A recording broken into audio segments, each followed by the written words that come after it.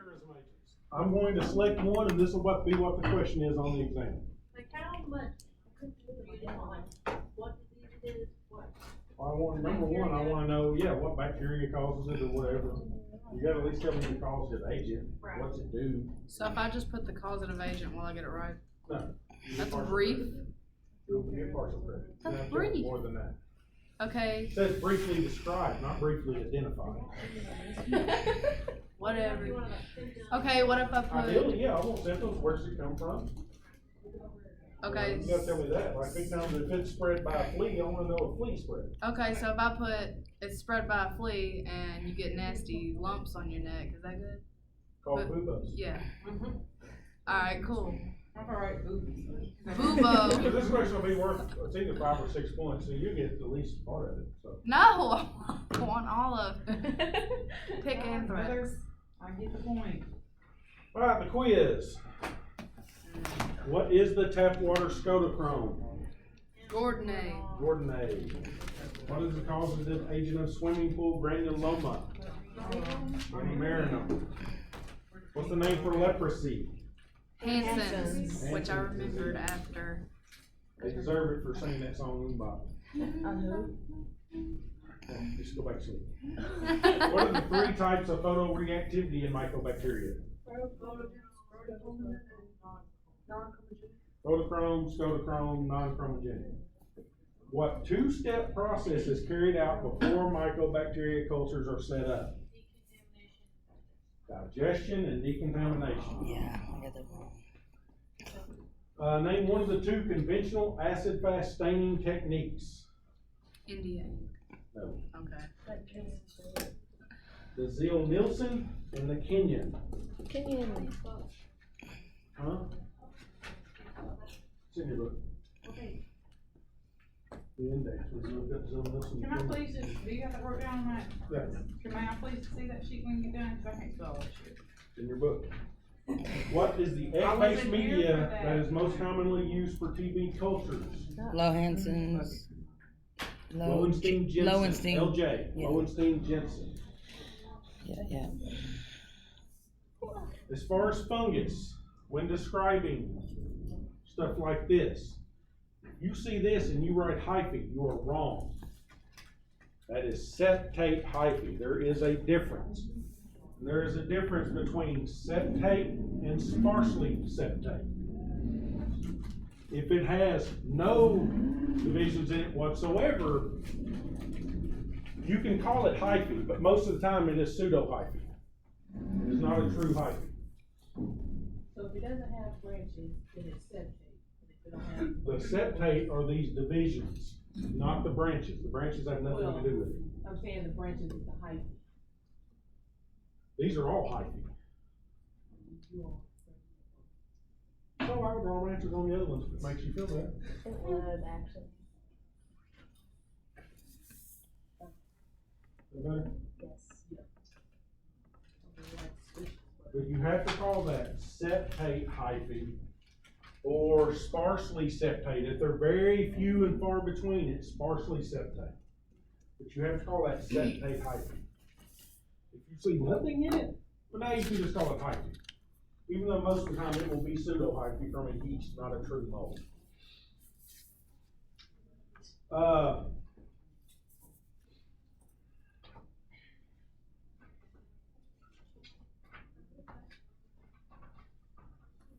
As far as the study guide, know the characteristics of the pathogenic mycobacteria.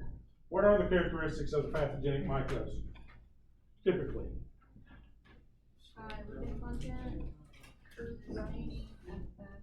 They're resisting, they're acid fast, they are strictly aerobic. Most of the pathogenic ones are the very slow growing ones. So the pathogenic ones are mainly slow growing. Know what TB is, how it's spread, and how it's cultured. I put a 2-step process is involved. We discovered the 2-step process. Digestion. How's it spread? Droplets. People hacking and coughing. The 4 classes of antibiotics and how they function. Remember that chapter 12 we skimmed over and I said this first slide you better know it inside and out? Yeah. That is that first slide of chapter 12. where it talks about the 4 different classes and how they function. Know the methods of susceptibility testing and how they are reported. So what are the different methods of susceptibility testing? Disk diffusion, which is called Kirby-Bauer. What else? Broth microdilution. And automated. There's one other. The E-test. What did you say, different methods of what? Susceptibility testing. The E-test, the strip. How are they reported? Susceptible, resistant, intermediate, SI and R.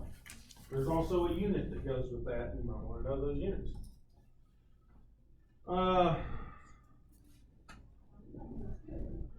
Let's get down the characteristics of the mycoplasmas. What's the biggest characteristics of mycoplasmas? They're cell wall deficient. They don't really have a cell wall. They're very slow growing. They're very fastidious. The media has to contain fatty acids for the mycoplasmas. General characteristics of fungi. What tell me about fungi? Well, yeah, but they don't always have that. They reproduce asexually and sexually? I don't know. Eukaryotic. They have a true nucleus. This is not a plant. They do not have chlorophyll. They will produce sexually and asexually, which is called what? They're saprophytes. They have to contain their nutrients from the environment, just like plants.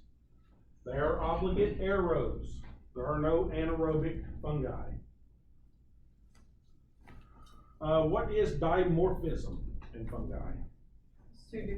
Mold and yeast They exist can in two exist as forms. both a mold and a yeast according to temperature. Mm-hmm. What are some examples? Yeast would be What? like a 37 degrees Celsius. Histoplasma capsulatum, that's one. My personal favorite, Sporothrix schinkii, the rose handler's disease. Get it from roses. Mm-hmm. Blastomyces dermatitis and Coccoides immitis. Those are all dimorphic fungi. As far as the viruses, know the difference between antigenic drift and antigenic shift. When they're changing their antigens, and they just kind of a slow, gradual change, that's a drift. When they do something dramatic and make a big antigen change, that's a shift. Know how RSV, flu, and mono are spread. How's RSV spread? Respiratory droplets or More specific.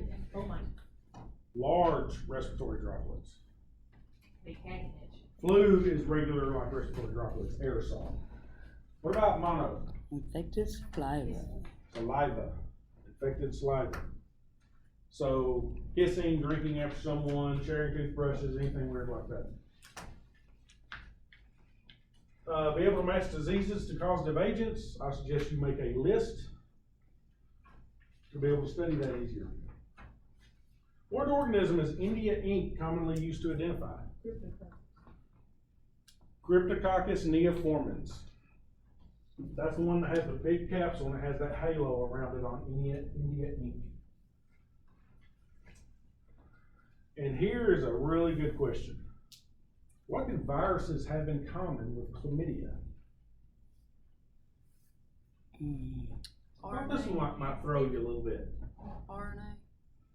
I don't actually even know the answer to that one. They're both obligate intracellular parasites. They can only be grown on living cell cultures. You cannot grow like chlamydia on anything else. It has to be in a cell. What are the stages of syphilis and how can you recognize them? What's the first stage of syphilis? Chancre. Chancre, called what? That's how you recognize it. Primary stage, recognizable by the chancre, the big nasty sore. What's next? It leaks. Secondary stage, Usually mild flu-like symptoms. What's the third stage of it? You're gonna die. Tertiary, where it goes to the central nervous system. Don't get the life of At the tertiary stage syphilis, it is irreversible. What are the 3 most common crotch cooties in the United States? Chlamydia, gonorrhea, HPV. Herpes, gonorrhea, chlamydia. Gonosyphilis herpes. Gonosyphilis. You gotta watch out for that gonosyphilis. It'll get you. This one is not on your study guide, you might wanna add it. What conditions do we incubate fungal cultures at? warm. Well, Room temperature. No, 50 degrees. Darkness. That actually does help most of the Moist. time. Lower temperature, we like 30 degrees for fungus, even room temperature for some of them. But typically, people who do a lot of fungus cultures, they have a 30-degree incubator instead of 37. They're usually much slower growing. They'll hold these cultures 4 to 6 weeks for fungus. 30 degrees, 4 to 6 weeks for fungus. 46.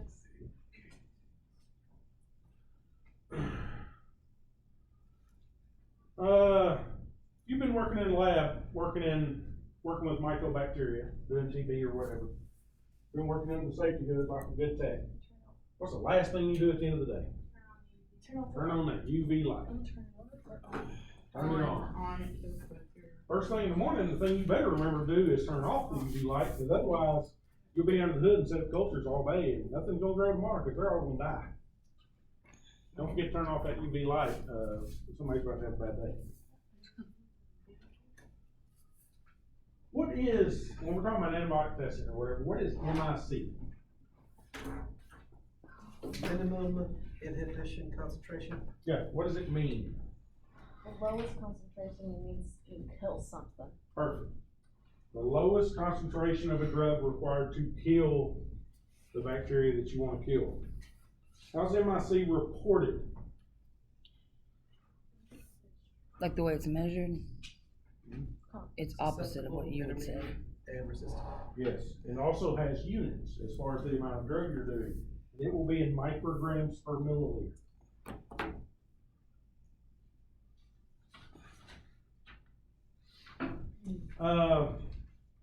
Beta-lactamase. This is the chemical some bacteria can produce that basically makes them immune to penicillin and the penicillin-based drugs. We don't routinely test everything for beta-lactamase reduction. Tell me some organisms you should test for beta-lactamase reduction.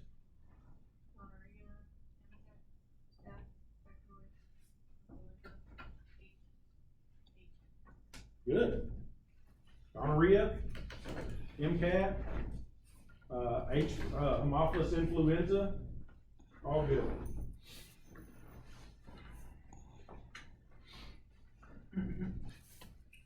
What is the difference between a cutaneous and a subcutaneous mycoses? Yeah. One's on top of the skin, one's underneath the skin. Yes. What 3 sites will a cutaneous mycoses infect? Like You gotta think surface. Trump, Skin, Mucous membrane. that's inside. skin, Skin, hair, nails. You'll get nail fungus, that's a cutaneous Skin, nail, mycoses. duh. We talked about the ringworm and stuff on the scalp, getting in the hair, skin, hair, nails. I think that's about the only 3 different structures you have on the surface.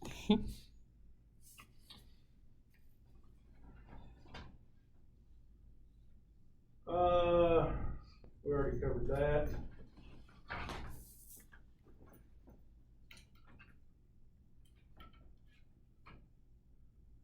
What's the most common method for identifying viruses? When you can't see them. Serology. PCR. Antigen, antibody. Typically cell culture. Serology As far as an absolute positive identity, usually won't give us that because it's not specific enough most of the time. If we really wanna nail down and we wanna know exactly what it is, we gotta do a cell culture. Okay, cell culture.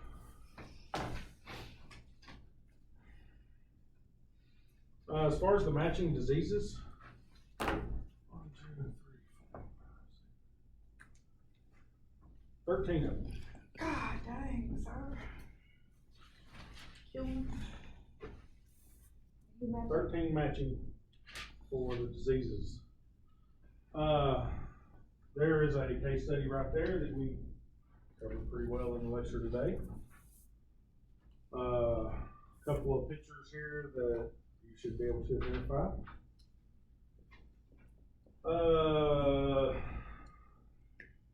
Case study from the fungal chapter. So 2 case studies. There is, as always, there's a true false section. Let me take a look at that.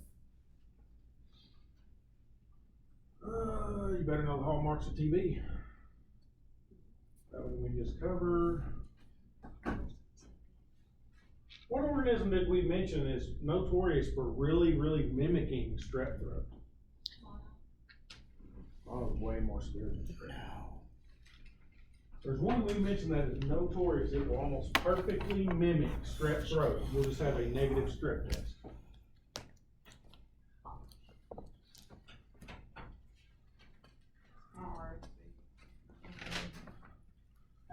I'll give you a hint. It's a chlamydia. You might want to look that up.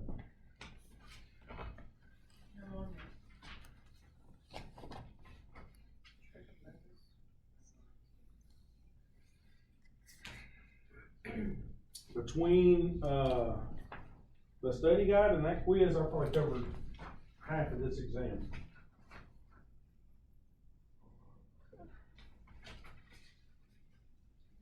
Some of this stuff right here will help you on a couple of multiple choice as well. Because I've also got a couple of choices as far as maybe how some of this stuff is spread.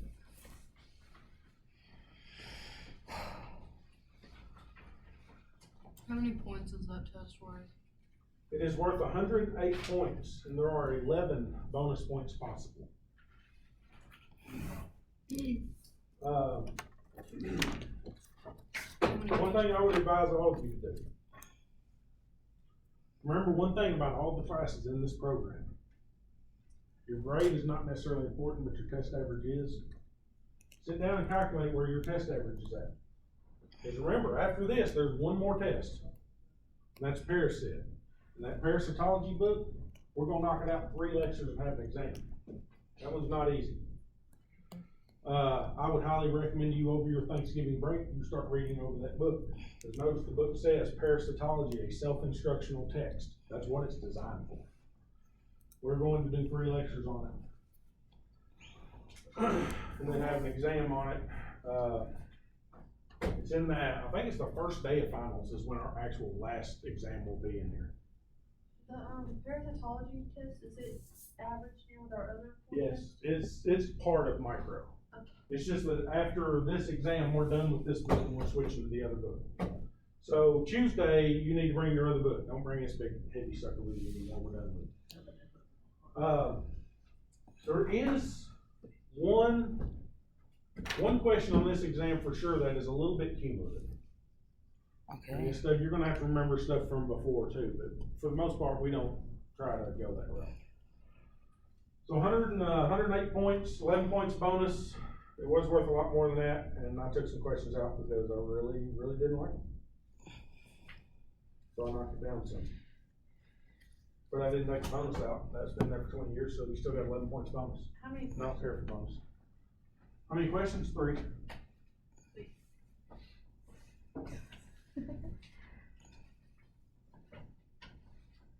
43 questions. 43 questions and 2 bonuses. So 45 questions total. Any questions? Go. When you said the first day of finals will be the last exam, is that for the whole program? No, for this. Okay. Our last exam in here, Paracet, and we'll have a Paracet, exam and practical that day. And it's gonna be like the hematology practical, you're gonna have a sheet of a bunch of pictures, and we're gonna go in there and there's gonna be like 3 or 4 on schedule. So, that'll be the last thing in, but I don't think it's the last one, because I think your chemistry final is gonna be after that, so.